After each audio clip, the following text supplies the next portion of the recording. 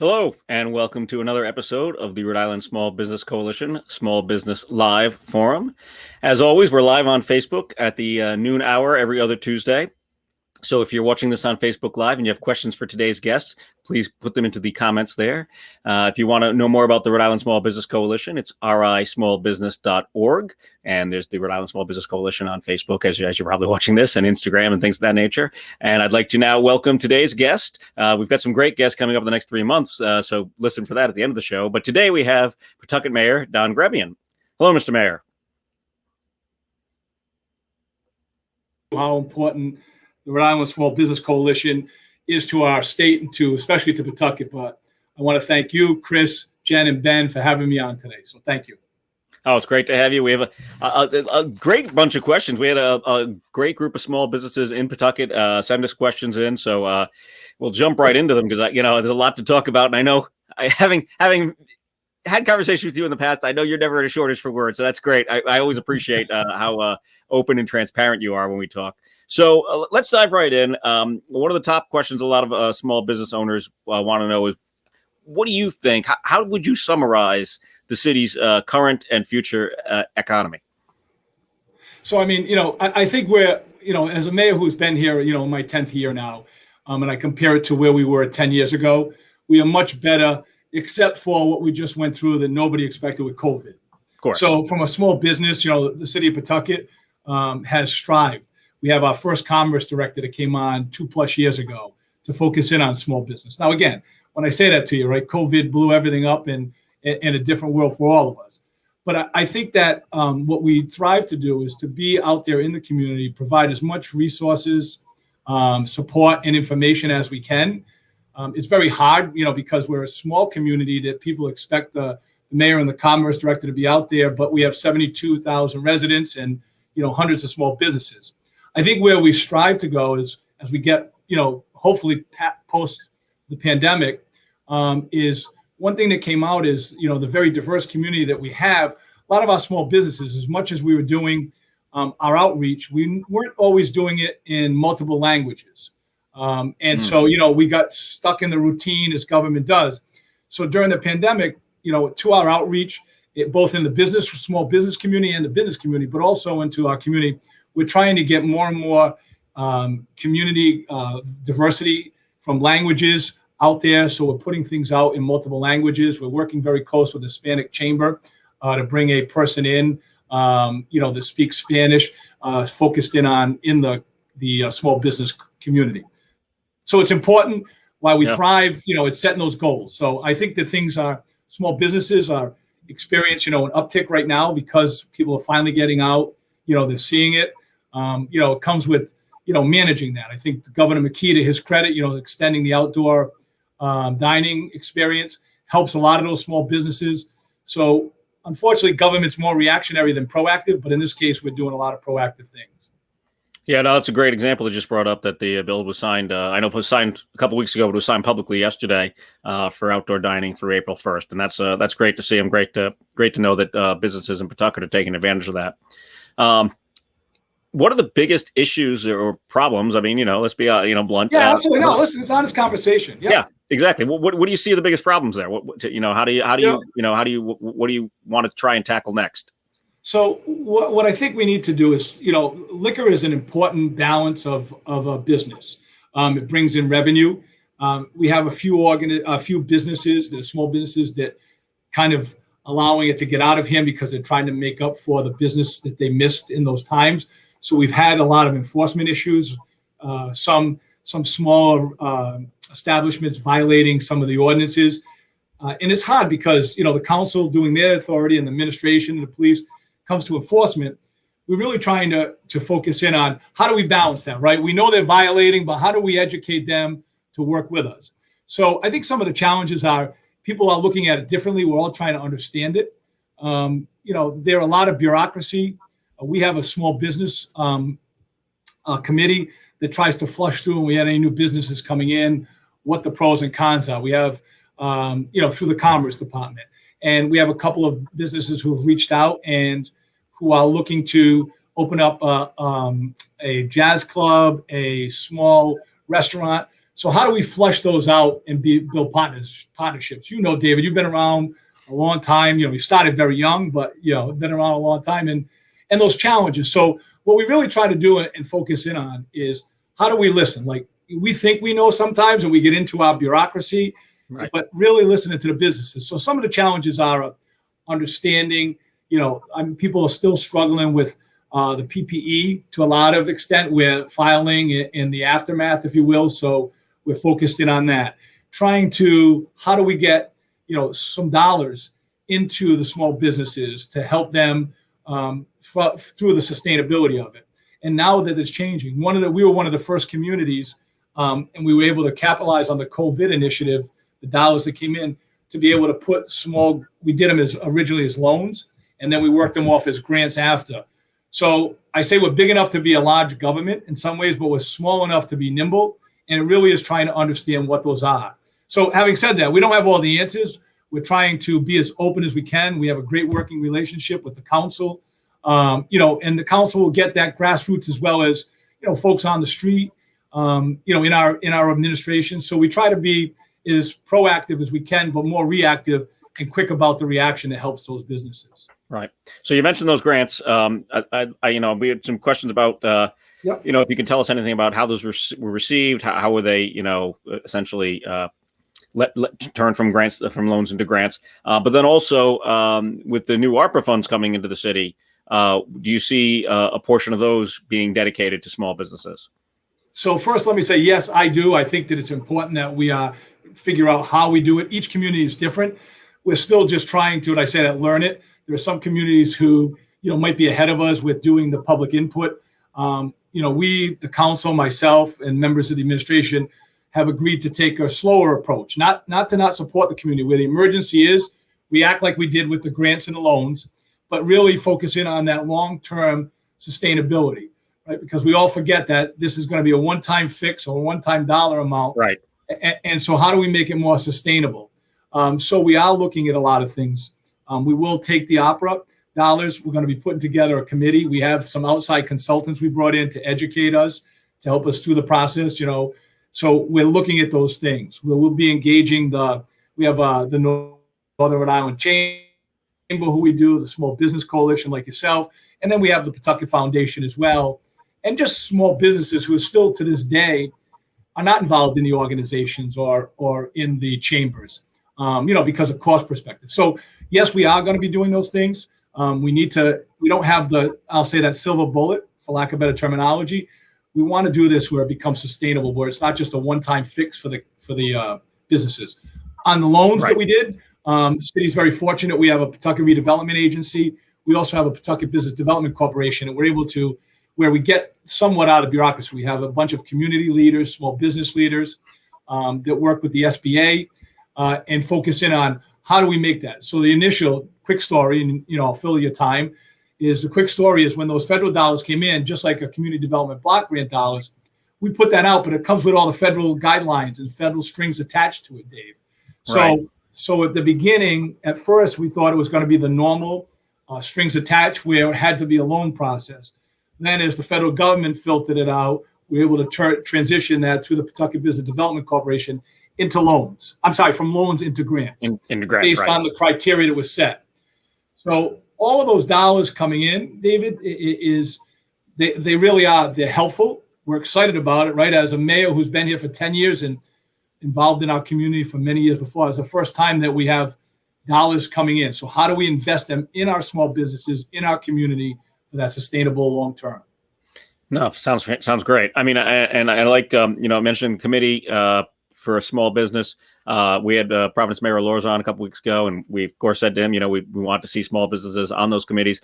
If the Small Business Coalition can work with the city, we've got a lot of members that are in the Pawtucket area. We'd love to have that interaction, because I think actually having a person there with the business in Pawtucket is going to lend a lot of information. Yeah. So thank you. Hopefully we can get that moving and get that going. So big one. A lot of people asked. Yes. I'm sure you get asked all the time. What's up with the Tidewater Landing? How's that going? What's the progress? So, it's exciting, right? So, we've been through the saga of the Poor Sox, and, we didn't want to see him go, But really, it was about the development and the USL soccer and the fortuitous. And I always bring them in, and to their credit, this is a much more bigger, better project for the community as a whole. So the Tidewater project, the fortuitous group is awesome in what they're doing. So like everything else, the bureaucracy sometimes takes a long time. So even during the pandemic, with all the challenges, we were still able to get through a lot of the bureaucracy. So where it stands today, the Planning Commission last week just approved the Riverfront, and the Riverfront Commission as well did the approval on the preliminary plan of the soccer stadium. So we're looking at it as in phases.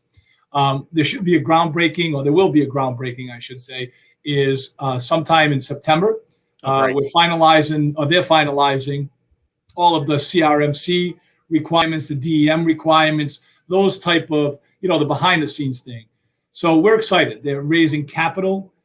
We've got our partner with the state of Rhode Island and Commerce RI to invest up to, about $40 million into infrastructure. So we're working out those plans. And the goal is to have the soccer stadium and some of the preliminary phase 1, which will be some residential on the Tidewater side, and some residential and commercial all tied into it, and opening to kick a ball in 2023. So as much as, it's exciting, again, and not to make excuses, Dave, right? You understand, we had National Grid that owned part of it. You had the state involved. You had the federal government involved. There's opportunity zones. So it's pulling it all together. And as someone who comes from private business like you, it frustrates the heck out of me because it takes too long, but we do everything we can to expedite it so it's not as long. And I think that's why Pawtucket is seeing this resurgence of businesses, because we're trying to flush out the bureaucracy. Well, that's key, like you just said. I mean, the progress, small businesses want things to happen tomorrow because we can make them happen tomorrow. And, to be able to move things a little faster is always good.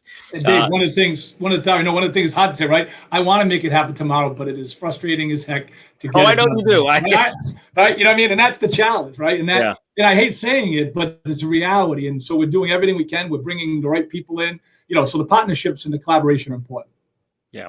Fantastic. Well, while we're on the topic of properties, obviously the other big question a lot of small business owners have asked is what anything with McCoy? Any word on anything? So McCoy is the bigger challenge.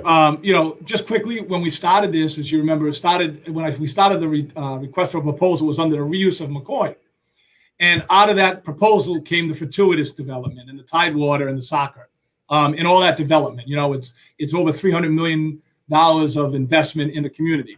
So that's what's exciting about it, is this is going to be such a big boom for the city and for our residents to help offset the taxes. Having said that, we started this as a reuse of McCoy. So there are some reuses we've engaged in with a consultant Peregrine, who is managing our property.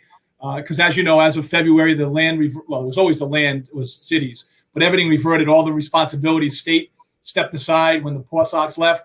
Paw Sox left us hanging with a lot of infrastructure issues. So now we have to bring somebody in to property manage that.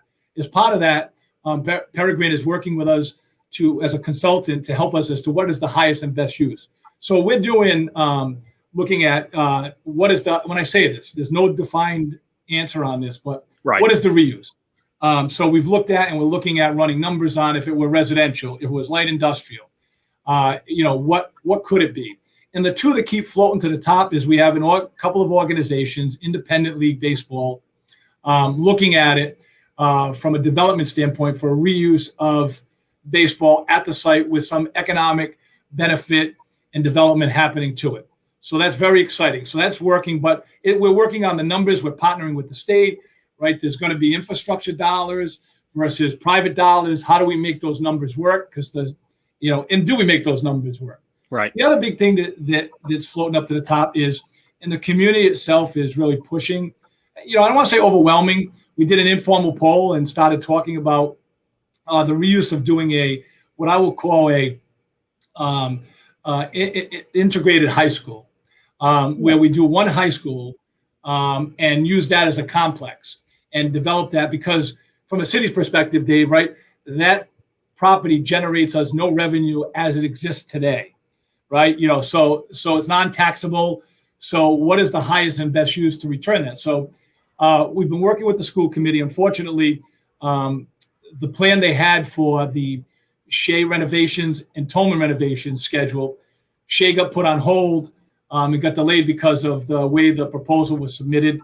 They were going to do an A-B schedule and shutting down Tolman this season to do all the construction and you in an A-B schedule rotating at Tolman. So what happens is the RIDE denies that request. So now we're working with RIDE very closely to say, okay, since you've denied it, what are our options? How do we get the schools renovated? But it brought this integrated high school with a career and technical piece to the top of the conversation. So we're working very closely. First step is, and I know the school committee is very close and the superintendent, they'll be voting on, again, I'm getting into the weeds of it, because of the dollars that we're giving in our original proposal for Shea and Tolman and the other schools. There was a 5-year usage of that. We had to do all the projects and get the money spent and the high schools upgraded. So they're requesting some additional time. All indications are that they will give us an additional year or two, and that'll give us the next 6 months to determine, a use of if it could be the integrated high school with a career technical. So at the end, David, from a business perspective, it becomes, what are the costs for both and what's the investment and what are the dollars that come in? And so what benefits us as a community, you hear me say it too long, is its sustainability. And then what do we turn the other schools into and so on and so forth. So I think the two are floating to the top, but balancing the business because, by allowing some of the schools in the areas they're in, the high schools that we would have, it would create a better business at a district like a Tolman High School for discussion's sake could be converted, on our waterfront with our bike path to a higher, better use for small businesses, right? Bringing in that mass in the community. So those are the things we're looking at. Yeah, that would be fascinating. That would certainly be that opportunity in Tolman, like you said. So good luck with it. Yeah, no, I'm sure. I know you wasn't something that you wanted to see happen, but now you're gonna make your lemonade out of the lemons. I know. Absolutely right. That's how it goes. So you figure that out. Yep. How about let's talk about a positive development. A lot of folks want to know the latest with the train station. Oh yeah, that's exciting. So it's funny. We all talk about it, right? I've been here, lived in my community the whole life. I was on the council for 11 years and now mayor as well. We've talked about for many of those years. And, my predecessor, to his credit, started the discussion about putting the commuter rail there. Mayor Doyle, God rest his soul. And I was on the council at the time, but the money wasn't there.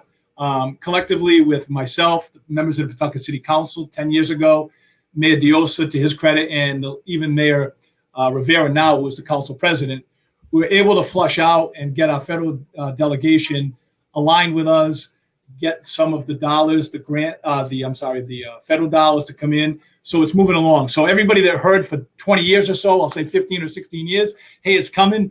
Now you're actually seeing the fruits of everybody's labor. Going back to the frustrating thing, David, about government takes too long. But the plan is to have the train commuter rail and Director Alvidi, along with Commerce Director Stefan Pryor and the teams focused in. Governor McKee has made it a priority too. So everything's aligning. So you're starting to see that construction. They started doing one of the ramps. So again, people don't see a lot of the work for many years. The last couple of years, it was all on the tracks, doing the retracking of the rail tracks. Right. They had to do, and it had to be done late at night, not during the day because of the rail. And so nobody saw that. So it's exciting to see.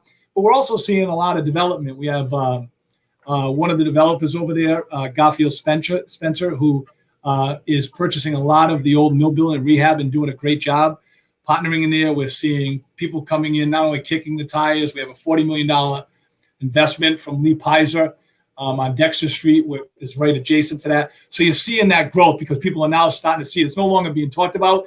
Now everybody knows the reality is 2022, fourth quarter, early 2023, the commuter rail will be stopping there, and all depending upon the construction time. So it's exciting. Nice. It will be a game changer for the community, though. Absolutely. And with all those new residents, obviously there's opportunities for small business there. I mean, absolutely. The transit hub, you're going to have that people coming in. It's going to be tied to not only the rail, but the busing will be tied to that.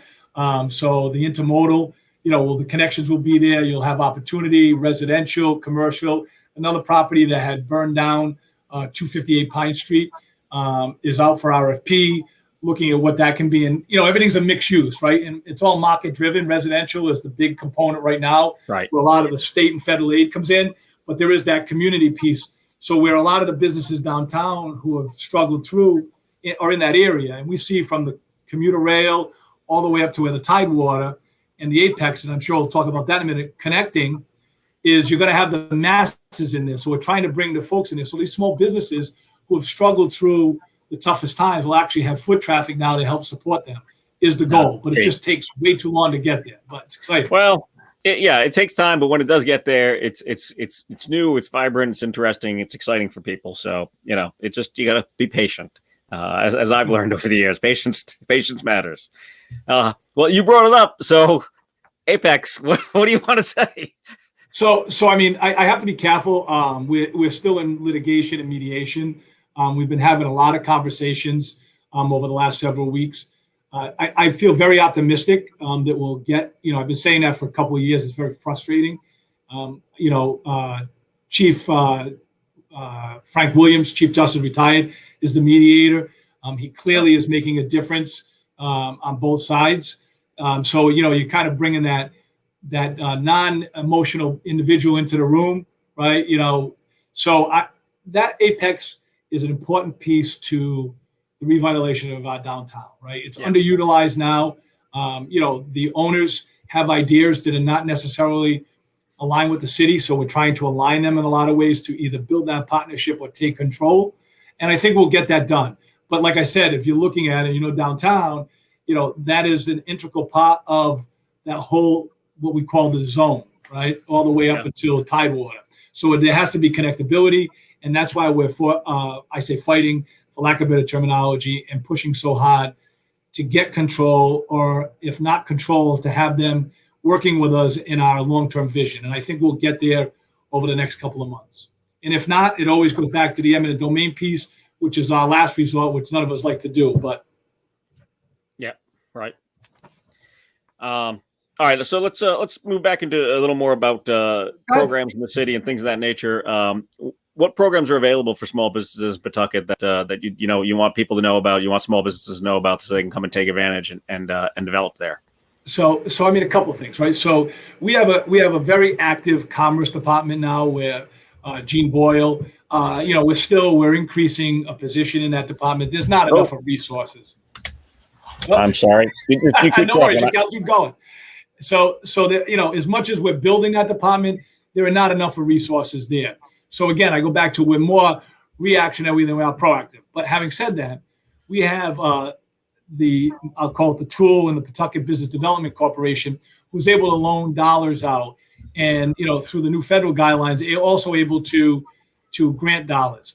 So, people should be calling, and I know the City Hall, go to our website, all the information is there. But what we pride ourselves on is to hold everybody's hand. So if people are reaching out to understand what those small business programs are, we are a very big conduit and have a partnership with Commerce RI, which has become very, very helpful.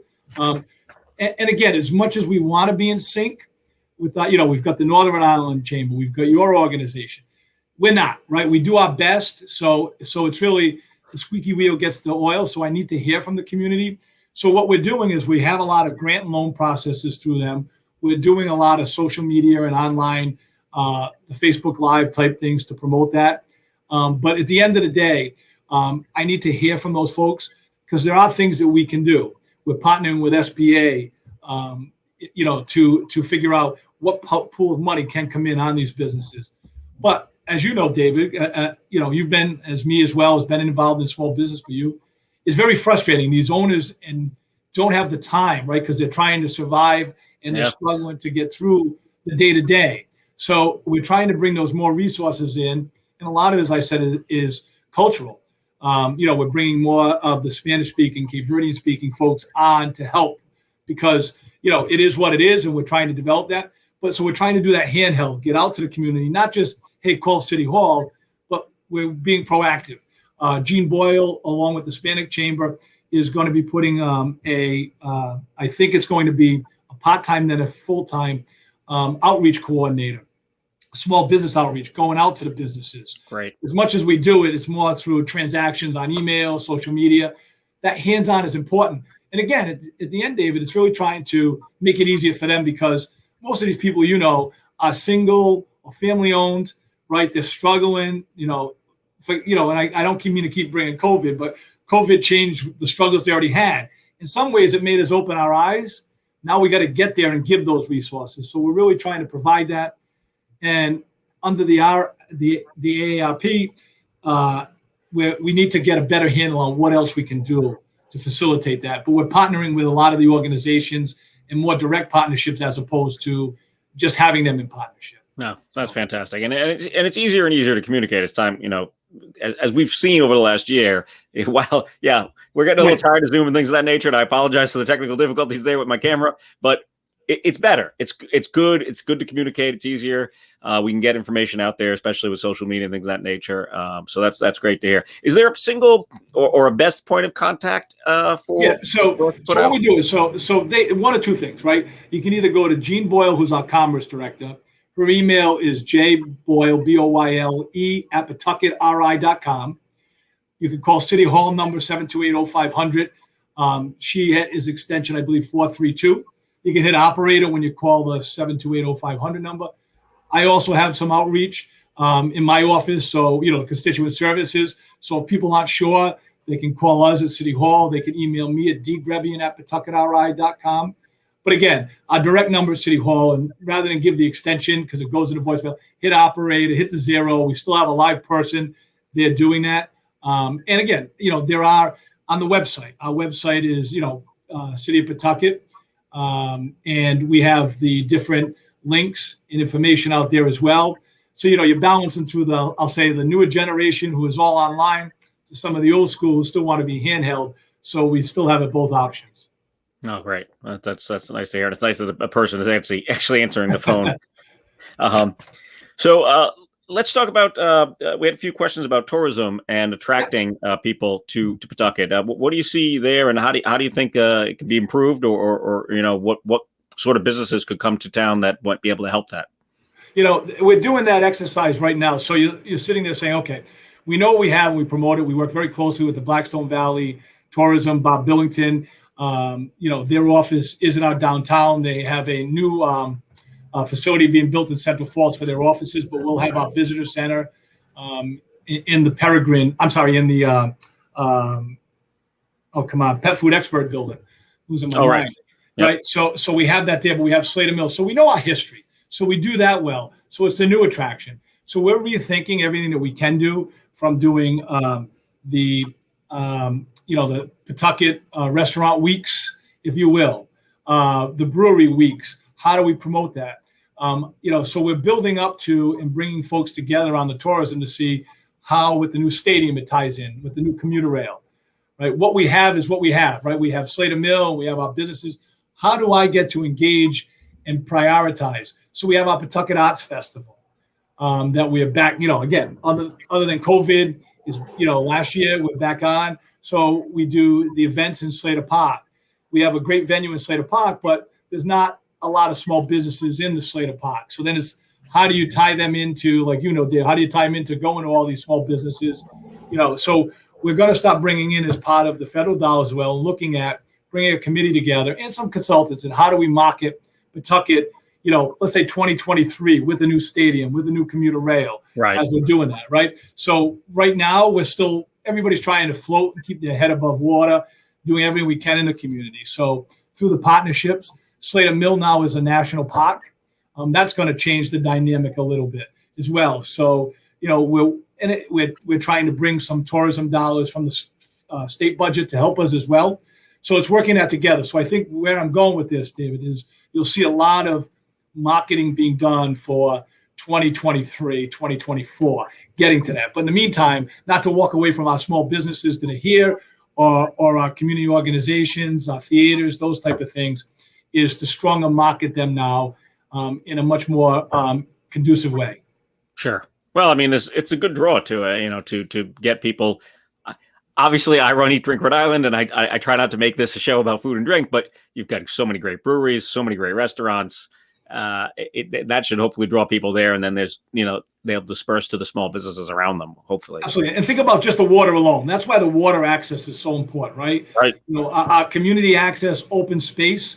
We did a great event, on the 4th of July. We used the McCoy and we tied in with the food truck event, right? It was successful. We're going to be doing another one probably Labor Day. We're working on that now because it was a great way, not only from the food trucks, but you had your brick and mortar businesses who benefited as well. Exactly. So you know that there's that spill off that does happen, but it's trying to engage and bring that activity, not just, hey, it's Pawtucket and it's the Slater Mill, but here's where we can go. How do we bring those? So you're absolutely right. There will be those spill offs, but the water is so important as well. Oh, that's a great point. No, thank you. So Ben, do we have any questions on the Facebook chat there for the mayor?